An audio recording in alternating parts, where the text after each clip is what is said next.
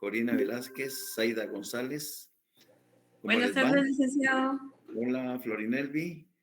Muy buenas tardes. Marco Morales, buenas tardes.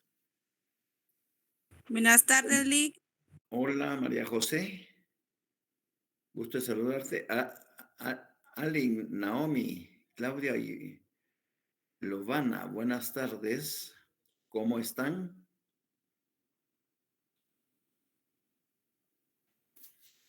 Muy bien, Lick, ya listos para iniciar la sesión de clases. Muy bien, excelente. Evelyn Juárez, también nosotros aquí listos para iniciar. Walter Chamalé, muy buenas tardes.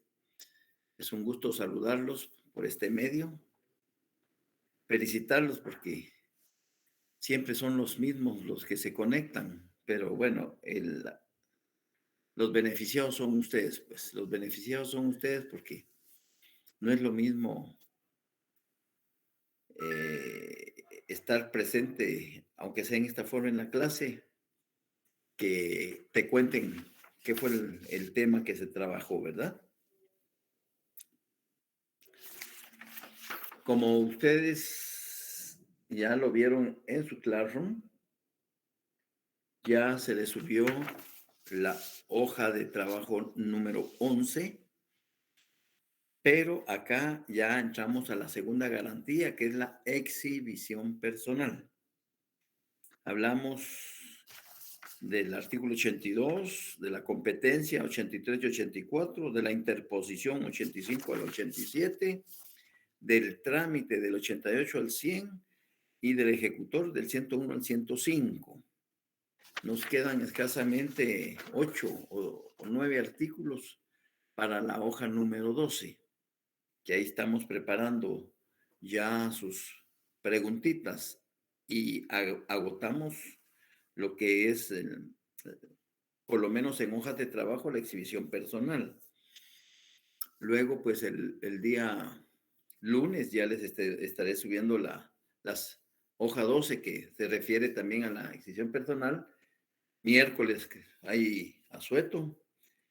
Será hasta el siguiente lunes en que subamos la hoja 13, pero creo que la otra semana les hago llegar la tercera comprobación de lectura, que es la exhibición personal, para que vayan así, a la par con sus hojas de trabajo y su comprobación de lectura, que es breve, y con sus preguntas, ¿verdad?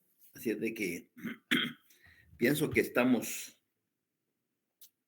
bien, que vamos ordenados, y entonces, hola Josué Israel, muy buenas tardes. Hoy, como habíamos indicado en el organigrama, comenzaremos por el numeral 2 y luego pues ese numeral 2 nos va a llevar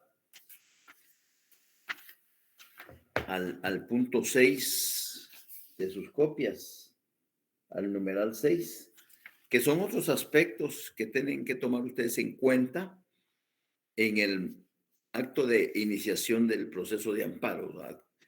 Cuestiones de carácter general que deben ustedes de tomar en cuenta.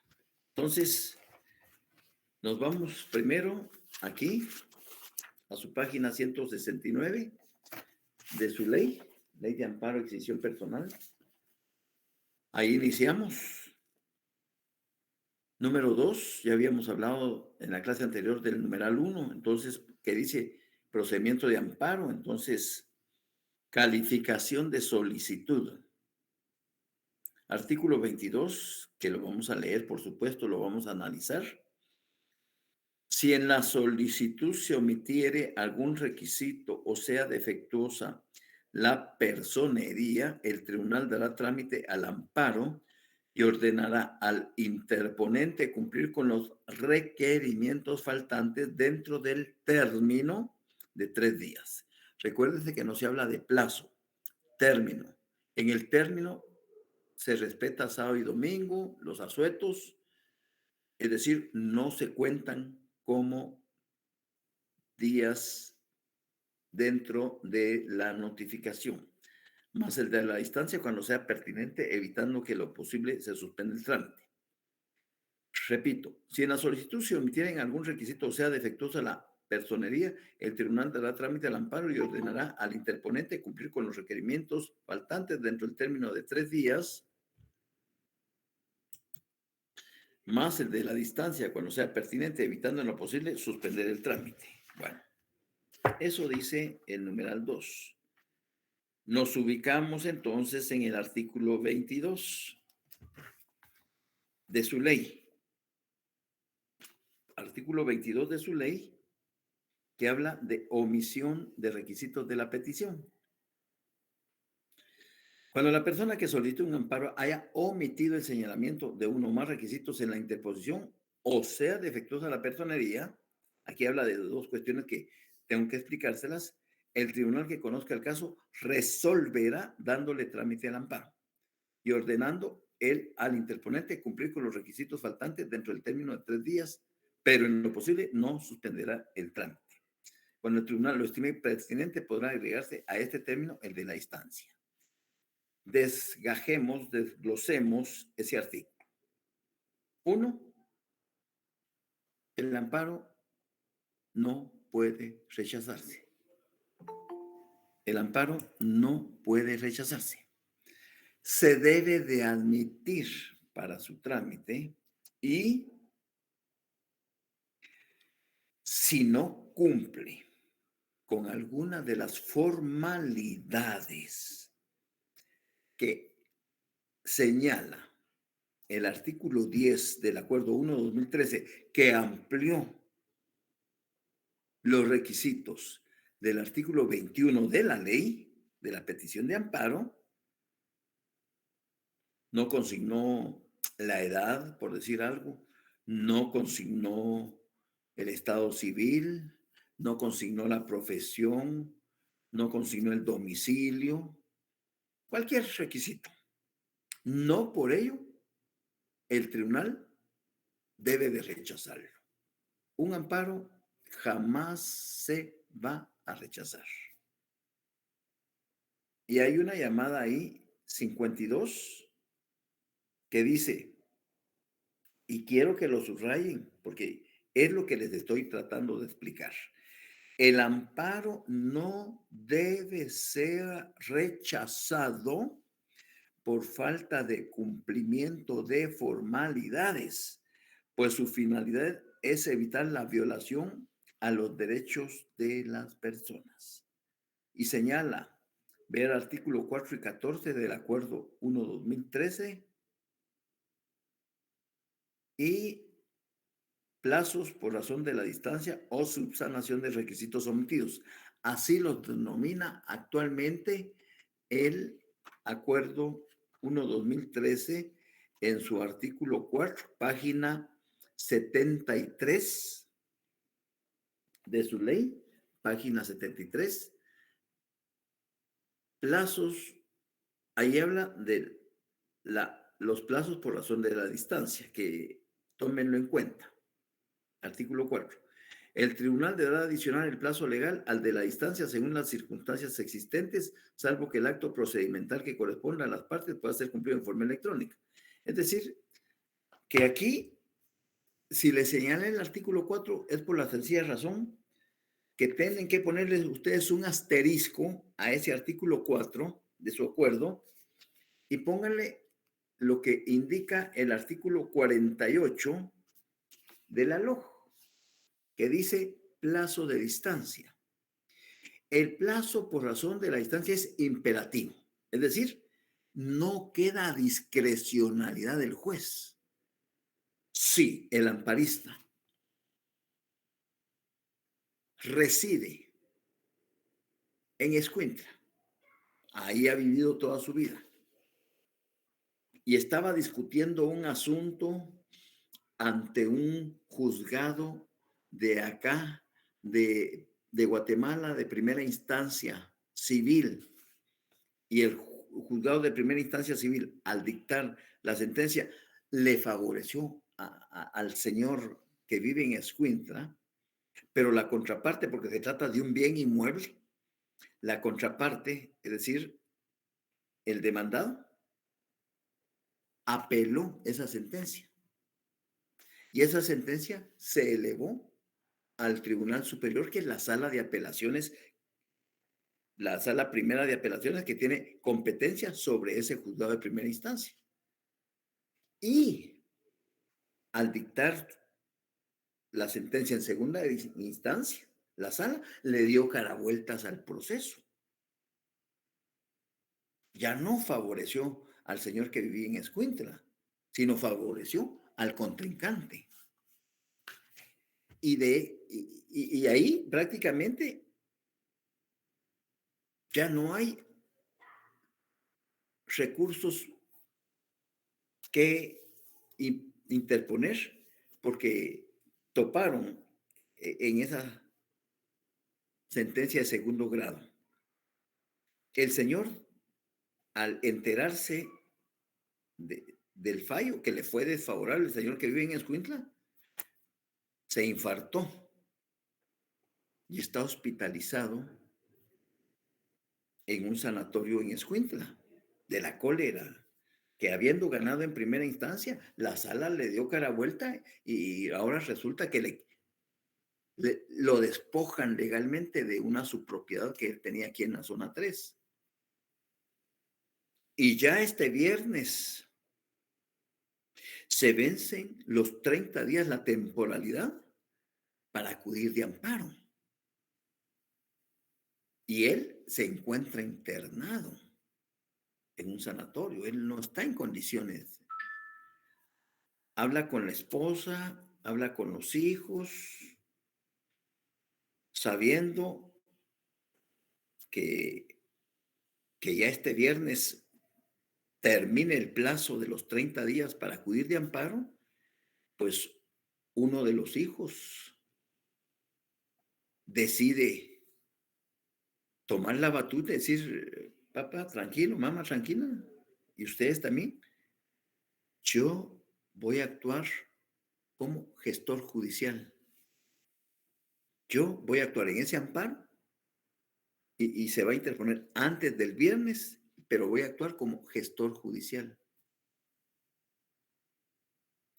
Porque la ley me permite perfectamente que actúe según el artículo 23 como gestor judicial.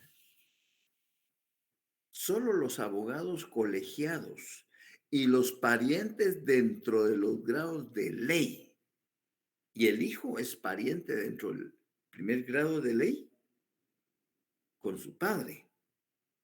Entonces, solo los abogados colegiados y los parientes dentro de los grados de ley podrán actuar gestionando por el afectado y sin acreditar representación en forma cuando declaren que actúen por razones de urgencia. Esa es la clave. El hijo va a actuar en nombre de su padre por razones de urgencia para la debida protección de los intereses que le han sido encomendados. Antes de resolver el amparo, deberá acreditarse la representación que se ejercita, salvo en casos de urgencia que el tribunal calificará. Bueno, pregunto a los 123 compañeros. Ya les planteé el caso concreto.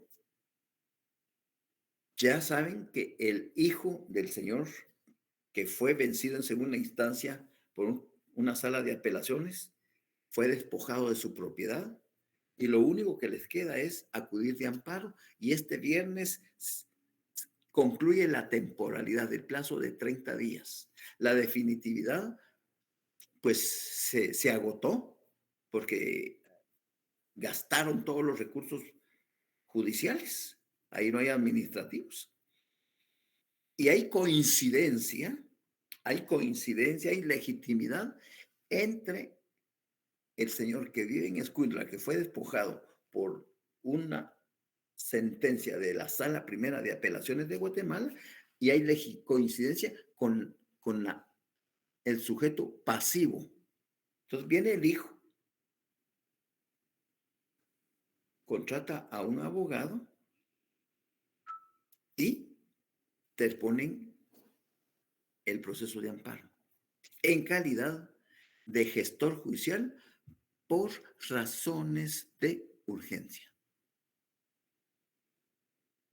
La pregunta es, recuérdense que solo la presentación del amparo es rogado.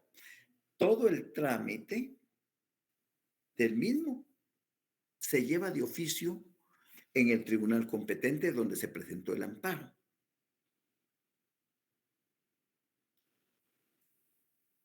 Ya está por dictarse sentencia en el amparo, pero el tribunal necesita que este gestor judicial acredite debidamente la personería con que actúa.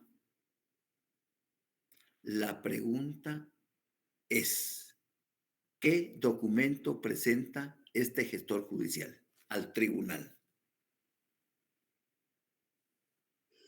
Su partida de nacimiento, donde demuestra La que partida de nacimiento de él y la partida de nacimiento de su papá para probar la afiliación, el grado de consanguinidad que hay y en consecuencia que sí actuó por razones de urgencia.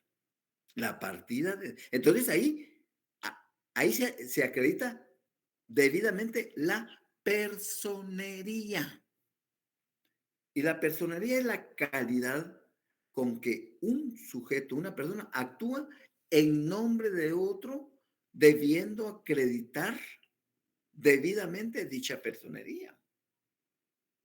Si fuera el de Aguas Cristalinas Sociedad Anónima, el administrador único y representante legal, pero ese administrador único y representante legal, él, él es un administrador de empresas. ¿Podría este administrador de empresas en representación de Aguas Cristalinas Sociedad Anónima, en su calidad de administrador único y representante legal o gerente general, representante general, comparecer a ese proceso de amparo? ¿Qué dicen ustedes? sí, propiamente con el documento que lo identifica como representante legal. Con el acta notarial de su nombramiento, que fue autorizada el 10 de enero del año 2021 por el notario fulano de tal, inscrito en el Archivo General de Protocolos, al registro mercantil y al número tal, folio tal, libro tal de auxiliares de comercio. ¿Es posible eso, Sonia Beatriz? Sí, es posible, es factible, licenciado. Es factible. ¿Qué dice, qué dice el público? Ya Sonia Beatriz fijó su posición. Para ella es suficiente que el representante legal de Aguas Cristalinas, acreditando debidamente con el acta notarial de su nombramiento, pueda comparecer a ese amparo. El problema es que él es administrador de empresas o licenciado en economía o auditor. No podría, ¿Mande? no podría, porque según el artículo 23 dice que solo los abogados colegiados o los parientes dentro de los grados de ley. ¿Y qué tendría que hacer Carla Edith? Este representante de Aguas Cristalinas.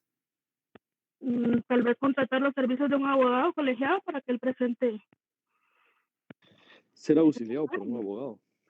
¿Perdón, Jeremy? Ser auxiliado por un abogado. Siempre, el amparo siempre va a ser auxiliado por un abogado. Pero centrémonos en el problema. Para Sonia Beatriz es suficiente la personería con que actúa este administrador de empresas en su calidad de administrador único y representante legal de Aguas Cristalinas Sociedad Anónima. Para Carla Edith dice no, porque según el artículo 23, gestores judiciales única y exclusivamente son los parientes en grado de ley y o los abogados. Bueno, claro que una sociedad anónima no tiene parientes dentro de los grados de ley. Quitamos eso, lo eliminamos. Nos quedamos con el abogado. ¿Qué tendría que hacer entonces este administrador único y representante legal de aguas cristalinas? Él, como representante, otorgarle una poder judicial al abogado para que él Un pueda obrar. mandato, un mandato Mandato judicial. judicial. ¿Y eso dónde me lo fundamentas, Jeremy? Ya estás pensando como abogado. Me encanta eso. Alguien que le Ay, híjole, auxilie. ese es el fundamento en, creo que es notariado, ¿no? Pero no me acuerdo bien. No, está en la ley del organismo judicial. A ver, alguien que le apoye a Jeremy. Los mandatarios judiciales. Artículos 188, 189, 190, 191, 192, 193, 194 de la ley del organismo judicial. ¿La tienen a mano? ¿La tienen a mano? Entonces viene el representante de aguas cristalinas y le otorga a un abogado mandato especial judicial para que represente a aguas cristalinas.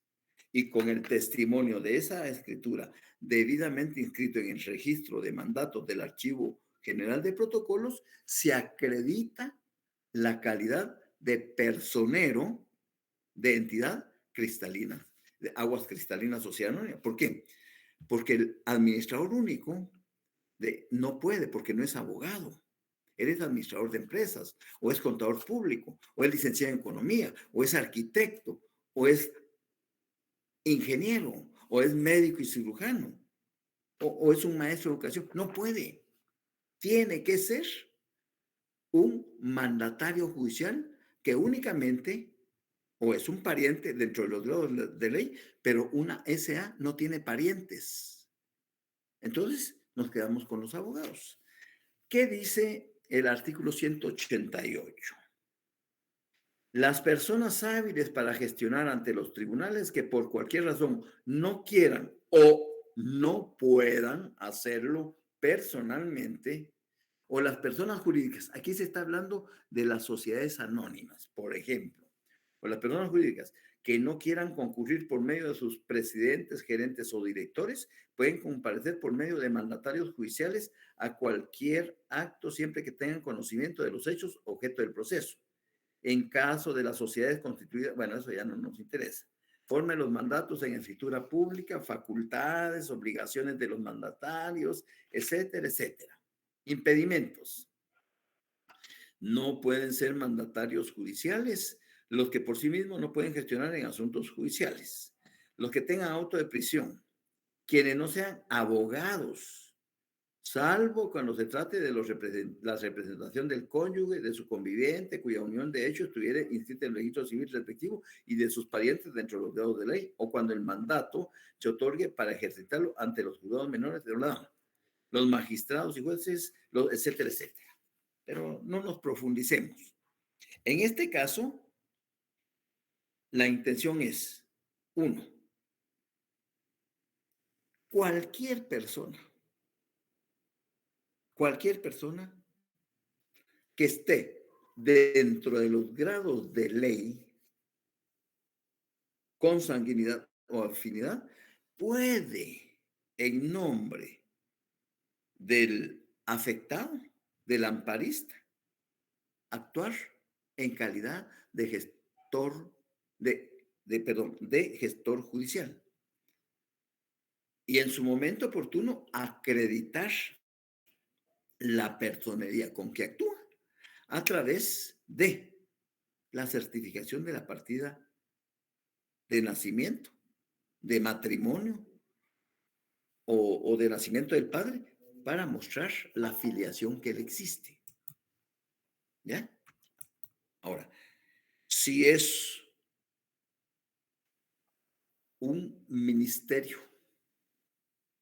y el ministro tiene que viajar y delega a un viceministro para que lo represente en ese amparo, el viceministro tiene que acreditar no solo el mandato que le otorgó el ministro, su jefe inmediato superior, para que lo represente, sino debe de acreditar por medio del acuerdo gubernativo la toma de posesión del cargo como viceministro de la cartera.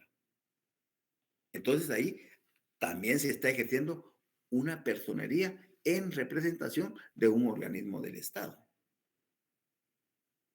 Si es una iglesia evangélica, pues quien tenga la representación legal, que regularmente va a ser el presidente de la junta directiva de la iglesia evangélica, la que a través de un acta de nombramiento que se inscribe en el registro de personas jurídicas del Ministerio de Gobernación, es el que va a comparecer debidamente en el amparo. O sea, ¿a dónde quiero llevarlos?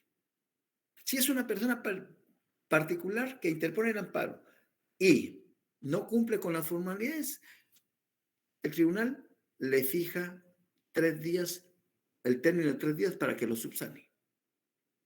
Ahora viene la pregunta. ¿Quién califica ese memorial de amparo? Se va a presentar un amparo en el juzgado primero de primera instancia civil de la ciudad de Guatemala. Juzgado primero de primera instancia civil de la ciudad de Guatemala. Ese juzgado, su sede está allá en la, creo que es Sexta Avenida entre 13 y 14 calle. Ahí están todos los juzgados de materia civil de primera instancia. 13 y 14 calle y Sexta Avenida, zona 9. Se presenta al juzgado el memorial. Ese tribunal está integrado por un juez, un secretario, varios oficiales, varios notificadores y el comisario, aparte del personal de servicio. De todos ellos, ¿a quién le corresponde en un 95% resolver el memorial de interposición del amparo? Al juez, al secretario, a los oficiales, a los notificadores, porque el único que lo recibe es el comisario, es el que pone el sello, firma, pone la hora y lo traslada. ¿Quién creen ustedes, según el numeral 2 que estábamos leyendo de la calificación, que dice así, calificación de solicitud? Estoy en la página 169. Si en la solicitud se omitiera, bueno, ¿quién va a calificar ese amparo? A ver, yo sé que están en su teoría del proceso un poco flojones. ¿El oficial, licenciado? El oficial, Lilian. Bueno, ya Lilian Lucrecia se animó. ¿Alguien más? Se antepone ante el juzgado. José Alfredo, ¿quién? Ante el juzgado, licenciado. Sí, por eso. Se interpone ante el juzgado de primera instancia de civil. Los recepciona, los recibe el comisario y él lo traslada para que sea calificado. Calificado es revisar si se están cumpliendo con todos los requerimientos que señala el artículo 21 de la ley y el 10 del acuerdo 1/2013. Ellos revisan. Una vez que ya calificó, comienza a resolver. En un 95%, ¿sí, José Carlos? El IGNO sería en este caso el secretario de instancia del juzgado. El secretario. Exactamente el secretario. Es decir, regularmente un 98% es el secretario del juzgado. Eso ustedes lo ven en su Código Procesal Civil y Mercantil, si lo tienen a la mano, José Carlos Munguía. Solo como observación, también esas funciones, si no estoy mal, creo que están reguladas en el artículo 49 del Reglamento General de Tribunales. Que ahí están Bueno, todas las atribuciones y funciones del muchas secretario. gracias, José Carlos. Hasta ahí no, el reglamento no lo tengo a la mano. Pero ustedes ven de los secretarios, actuación del secretario, artículo 29 de atribuciones, artículo 30, otras atribuciones. Está aquí, en el Código Civil y está en el artículo que señala el reglamento. En un 98% son los secretarios los que les corresponde resolver. Y cuando tienen alguna duda, van al despacho de su jefe inmediato superior, del juez. Y entonces ya el juez discuten y luego, en aras de la aplicación de la pronta y cumplida justicia, resuelven armónicamente. Aunque dejé un 2% así, donde hay jueces que son muy responsables y le dice a su equipo de trabajo, comenzando por el comisario, cualquier amparo que ingrese al tribunal, por favor, me lo hace llegar inmediatamente a mi despacho. Y el mismo juez toma la batuta para calificarlo y darle el visto bueno, pasárselo al secretario para que ya emita el secretario la primera resolución, si se cumple con los requerimientos del artículo 10 y del 21 de la ley. ¿Ya? Pero son muy contados los jueces que se toman esa atribución. En la mayor parte del trabajo les corresponde a los secretarios. Bueno, se califica el amparo y se vio que está actuando por medio de la figura del gestor judicial. Y lo importante que tiene que tener claro el secretario es que está actuando por razones de urgencia. Por razones de urgencia. Ese es el requisito sine qua non para proceder a presentar un amparo y admitirlo para su trámite. ¿Me estoy dando a entender? Pregunto. Sí, licenciado. Muy bien, muchas gracias.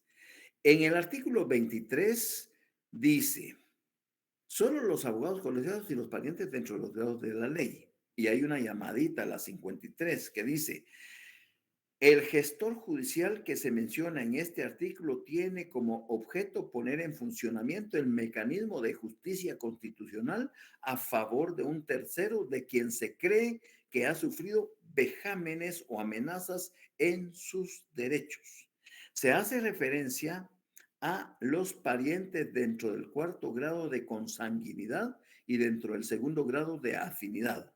Ver artículo 190 del Código Civil y el Código Civil exactamente dice lo mismo, clases de parentesco. La ley reconoce el parentesco de consanguinidad dentro del cuarto grado de afinidad, dentro del segundo grado,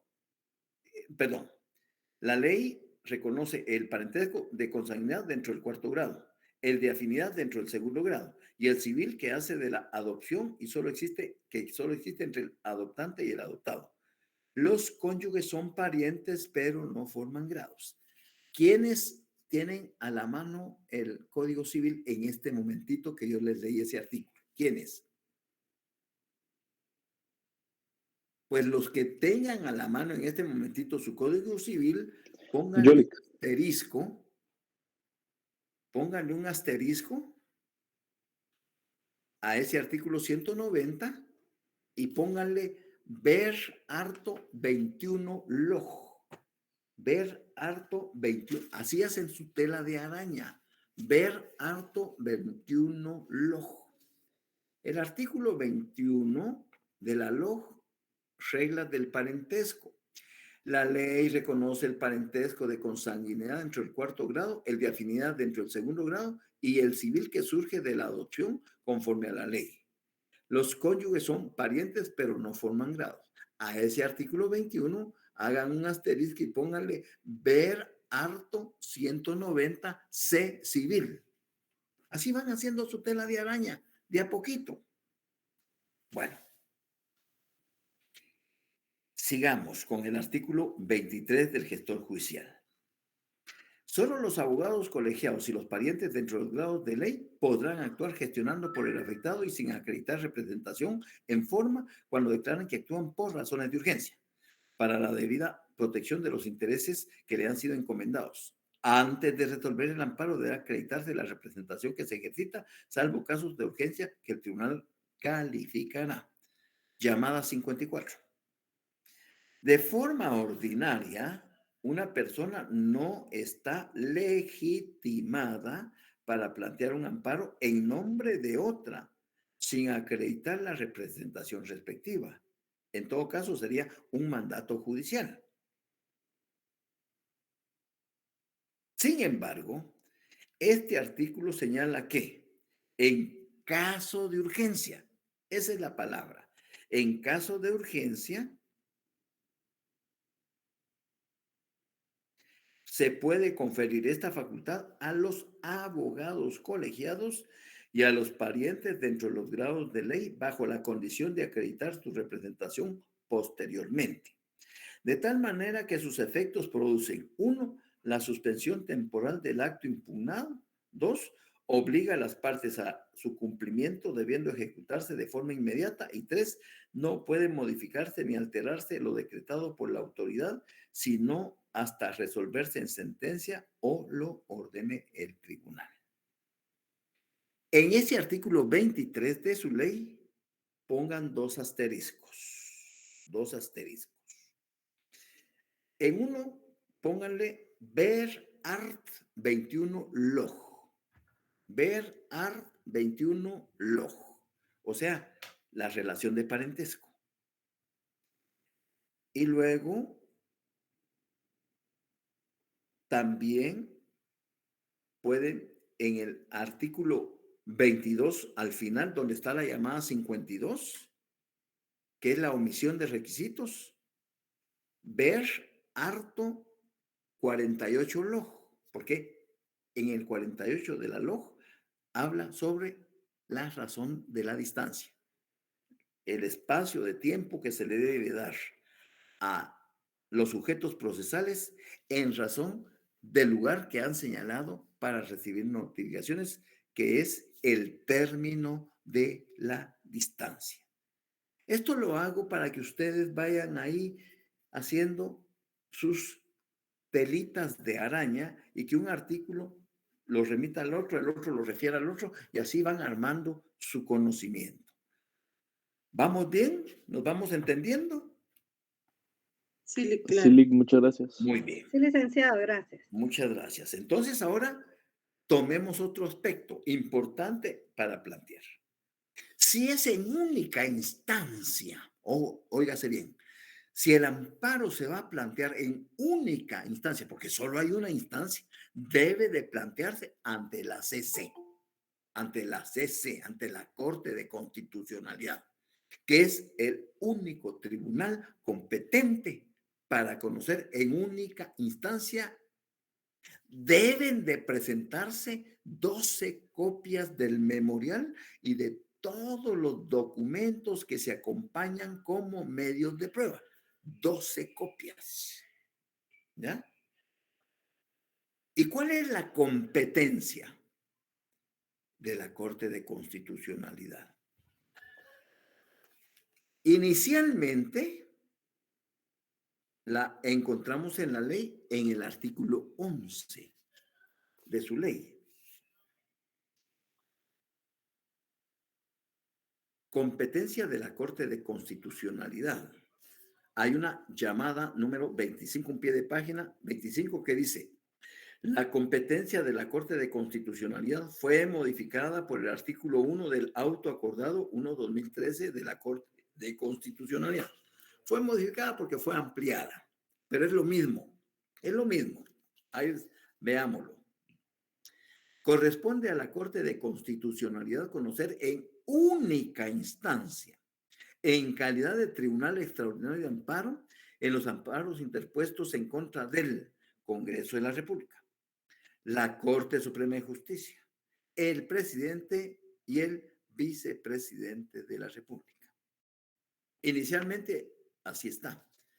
Vino y crearon la magistratura de 2013, creó el auto acordado 1 de 2013, 9 artículos que se refieren solo a la competencia en materia de amparo. Y en la página 111 de su ley,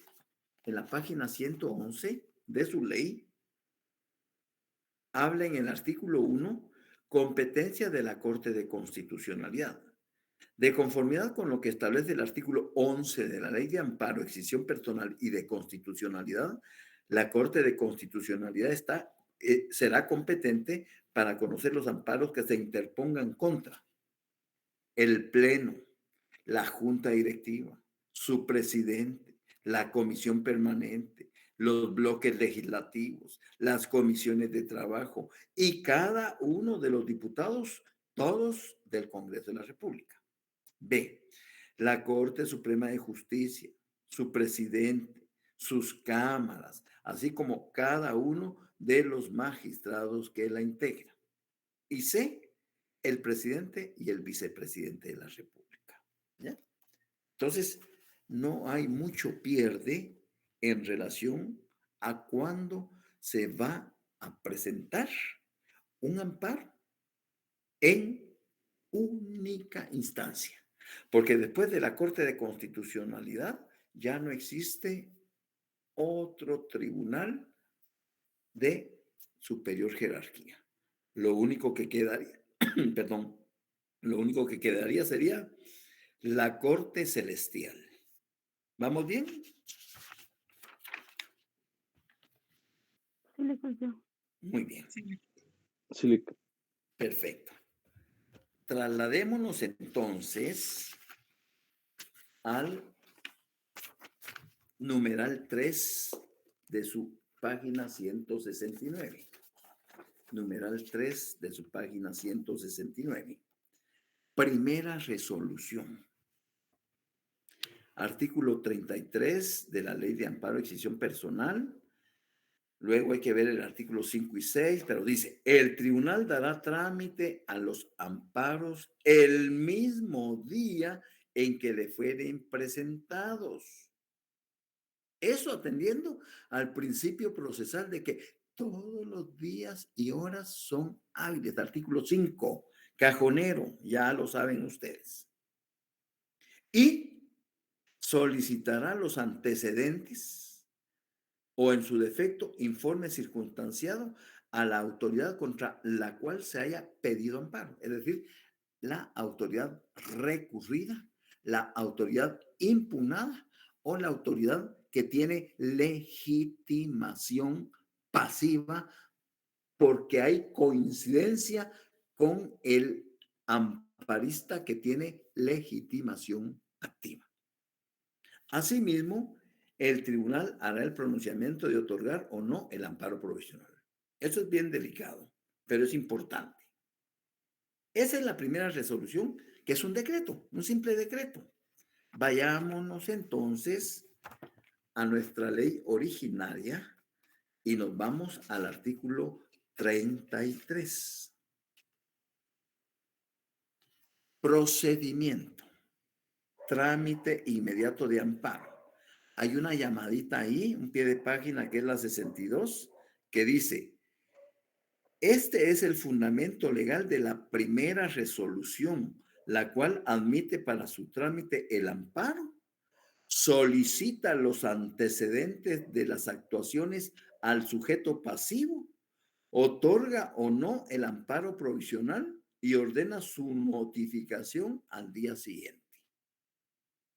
Vuelvo otra vez a tener presente el artículo 5, que toda notificación se hará dentro de las 24 horas siguientes de haberse resuelto. Vuelvo ahí, se me ocurre tener presente ese artículo 5 todos los días. El uso del papel le debe dar prioridad por sobre los demás procesos. Bueno, trámite inmediato del amparo. Los jueces y tribunales están obligados a tramitar los amparos el mismo día que le fueren presentados. Y si se presenta viernes a las 3:28, no lo pueden dejar para el lunes. Ay, hagámonos los locos. Y el lunes no. Tienen que darle trámite ese mismo día que presentaron, viernes a las 15:28. Así es sencillo. Señores, el juez, como el jefe superior inmediato de todos los que integran el tribunal, señores, nos quedamos, vamos a priorizar y vamos a resolver esto.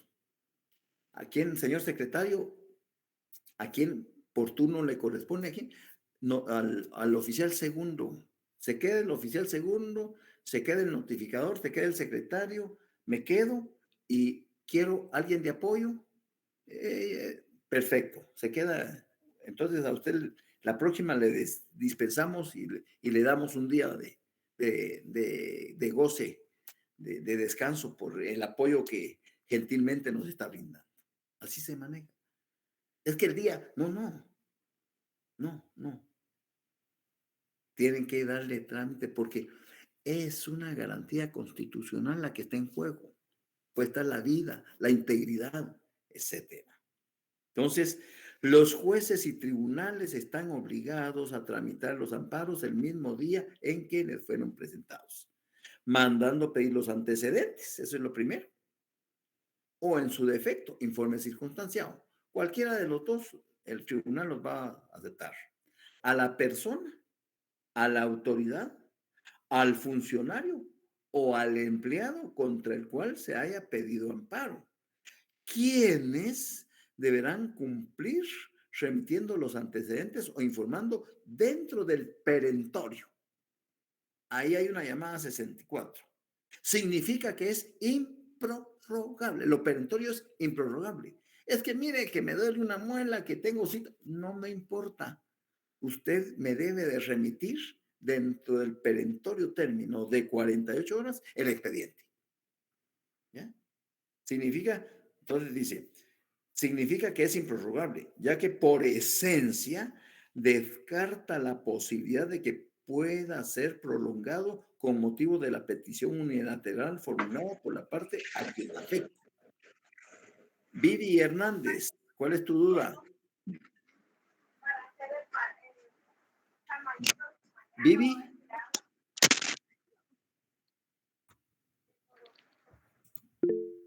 Bueno, ya. Sí, Vivi, puedes... Perdón, licenciado, se me activó la... No hay problema.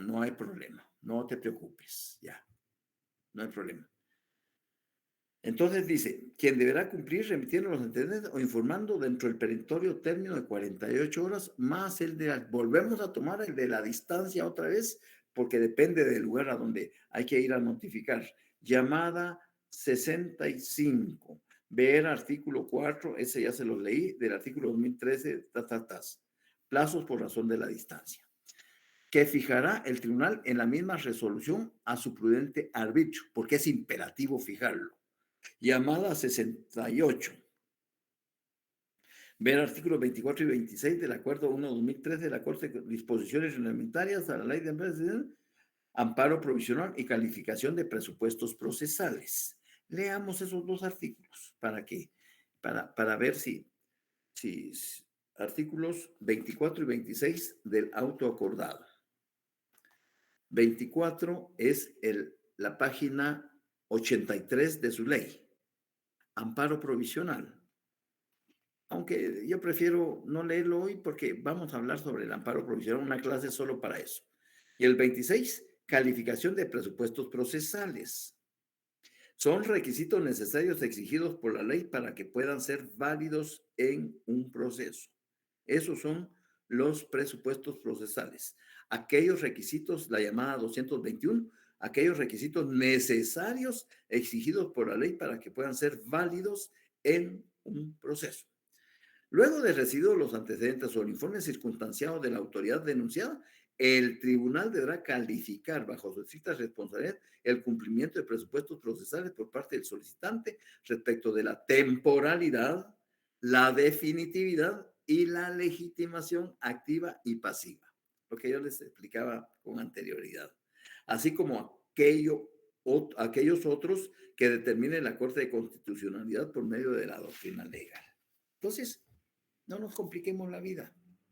Vamos despacio, pero vamos bien. Me van entendiendo, van comprendiendo. Y lo más fabuloso, de lo cual pues yo me siento muy contento, es que son estudiantes del 4º semestre. Increíble. Son estudiantes del 4º semestre.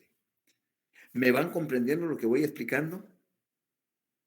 Sí, licenciado, claramente. Muy Sí, bien, Lick, gracias. muy Sí, bien. licenciado. Si alguien tiene alguna duda, por favor no vacile en preguntar. Pero les digo que me hacen sentir maravillado de que sí están comprendiendo ese delicado proceso que se denomina amparo. Abner Alexander, por favor. Licenciado, buenas noches. Buenas noches. Con una pregunta. No sé si yo me perdí o algo así. Disculpe la pregunta, No, pero perdido ya hace rato que estás, Abner. sí, eso sí es cierto. No, era con relación a lo que decía del cónyuge. Es que no Sí. me quedó como muy claro eso, disculpe. Fíjate que dentro de las reglas del parentesco, que habla la ley del organismo judicial en su artículo 21 o en el artículo 190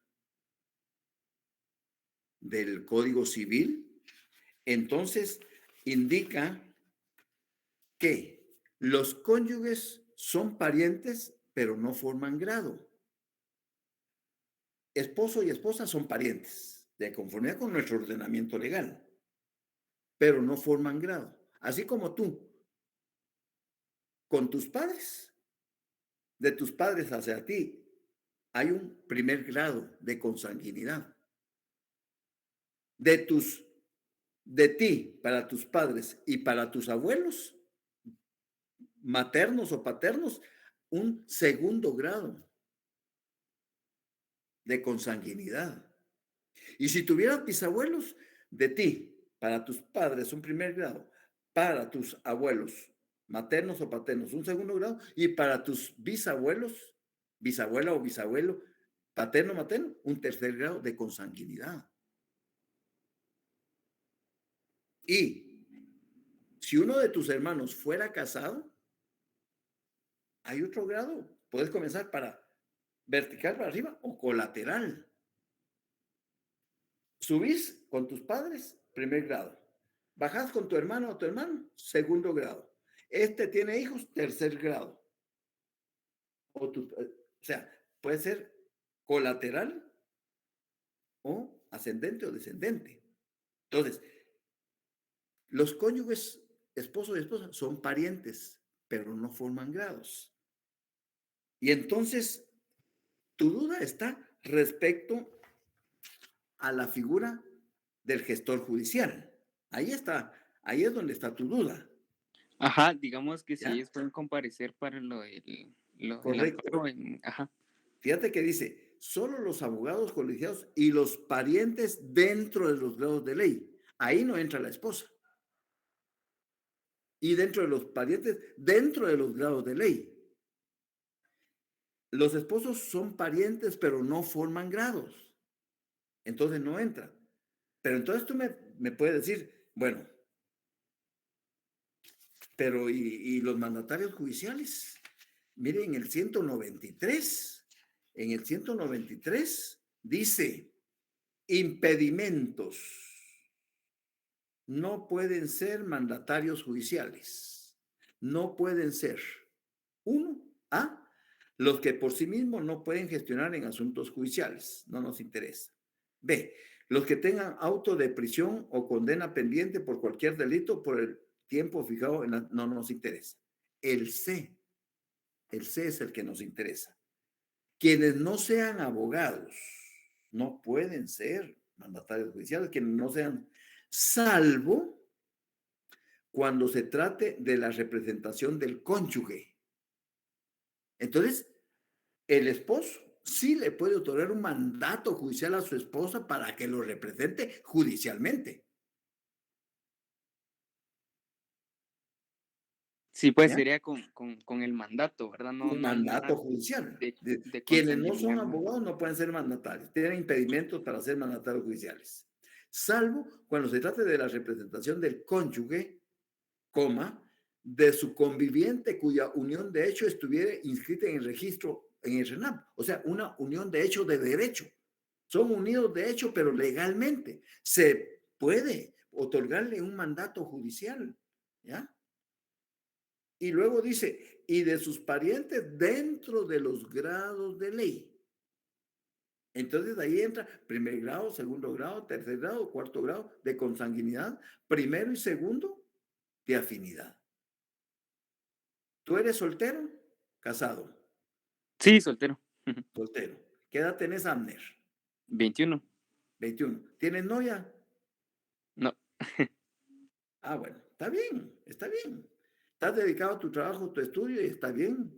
Ya llegará el momento en que propicio para que te hagas de una novia. Ahorita tus estudios y tu trabajo es la prioridad. Viajar, conocer lugares, aprender idiomas, o sea, aprovechar esa. Te felicito por ello. Entonces, no puedo hablar o ejemplificar de parientes de afinidad, pero sí de consanguinidad.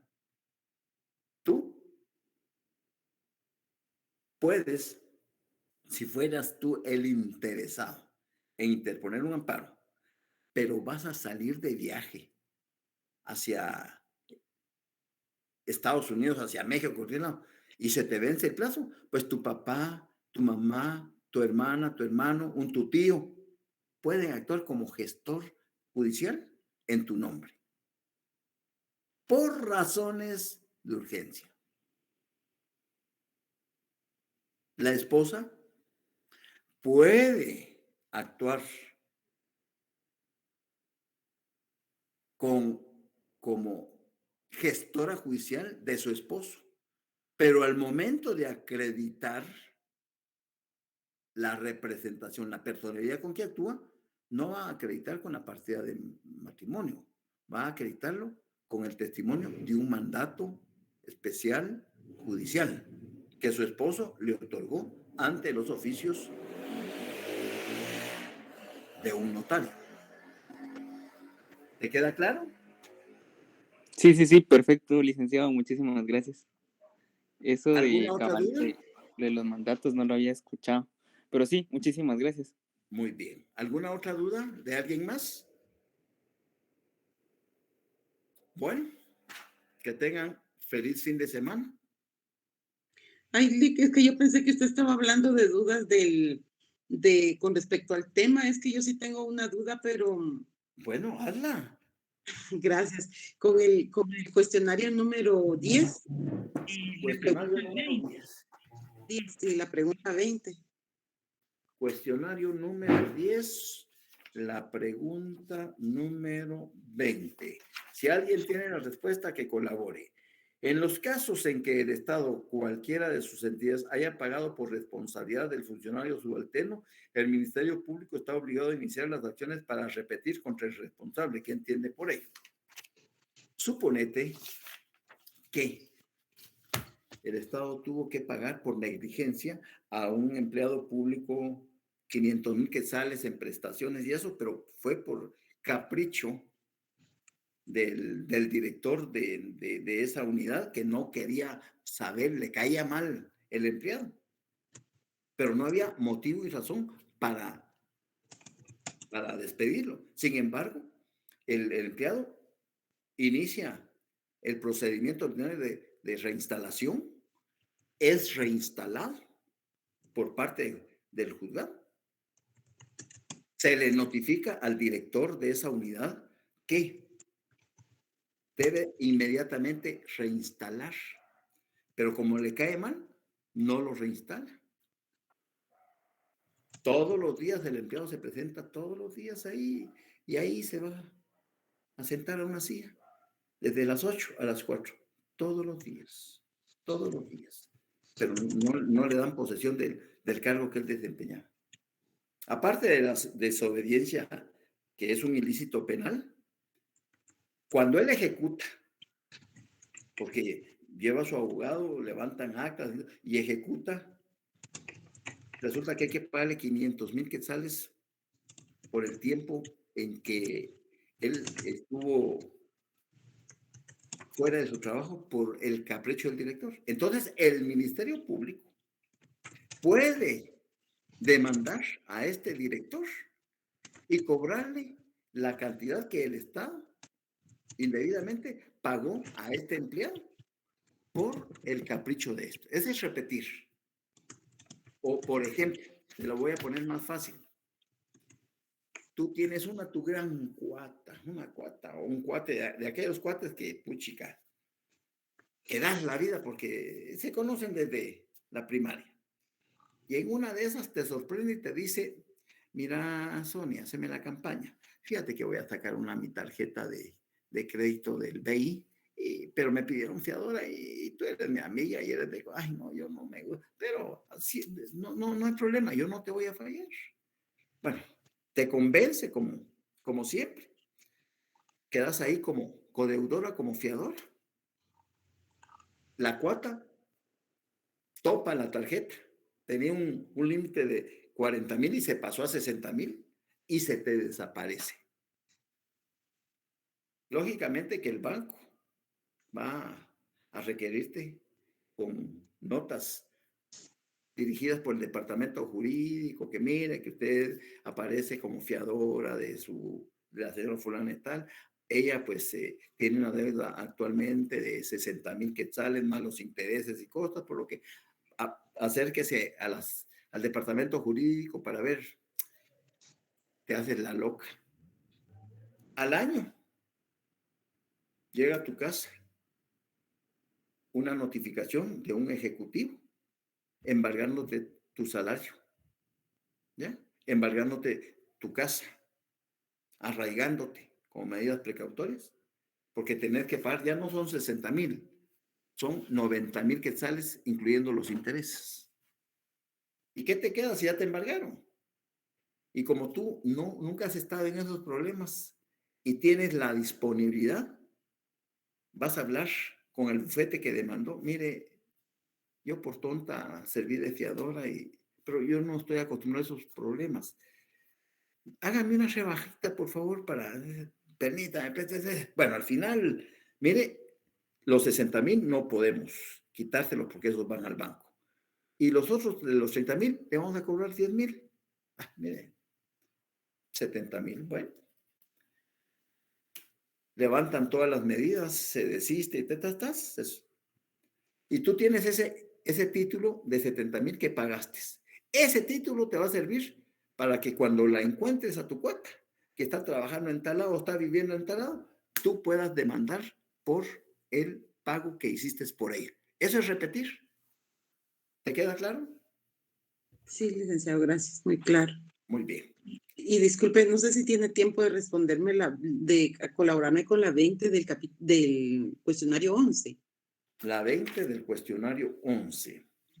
Las diligencias de exhibición, no pueden desistirse de ellas siempre y cuando no se observen qué presupuestos procesales. Ahí está fácil porque te tenés que ir al artículo 110. 110, no. Vamos a ver. Preeminencia. No, te estoy preguntando. ¿Qué preguntas? Las diligencias están en el 105. Vamos a ver.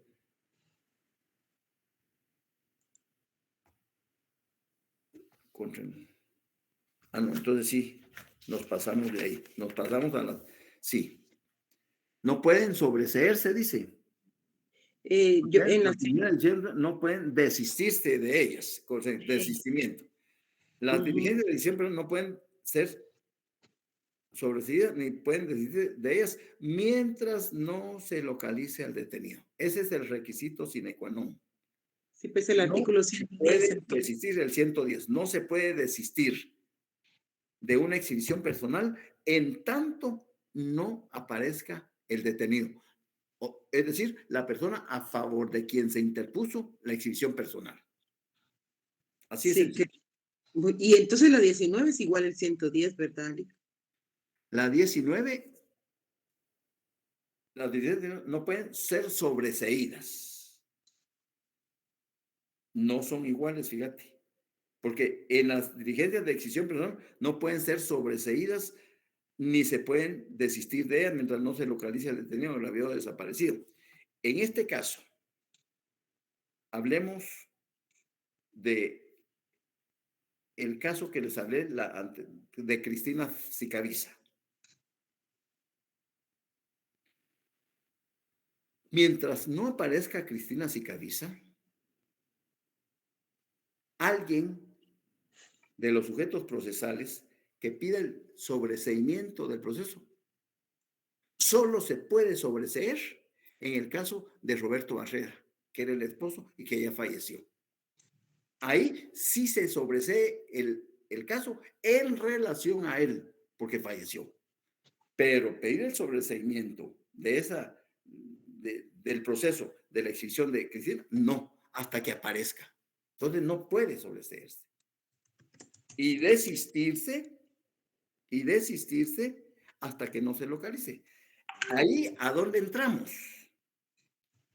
Ahí entramos al artículo 467, 68, 69, 70, 71, 72 y 73 del Código Procesal Penal, que es el procedimiento especial de averiguación.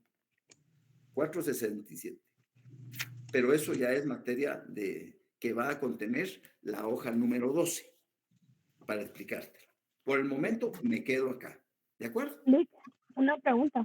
Sí, Pero en Carla. esta pregunta 19 dice, la pregunta exacta es ¿qué presupuestos procesales deben cumplirse para que esta garantía constitucional sea sobreseída?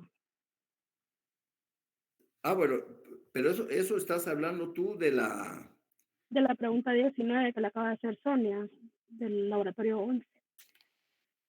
Las diligencias de decisión no pueden ser sobreseídas. ¿Qué presupuestos procesales deben cumplirse para que esta garantía constitucional sea sobreseída? Bueno,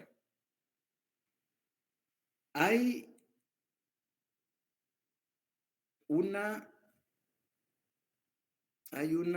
llamadita. Vamos a ver.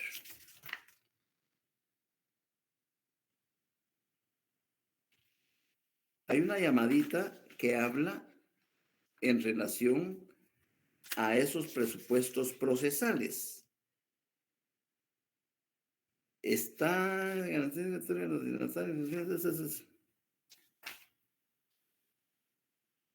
Creo que es la 134.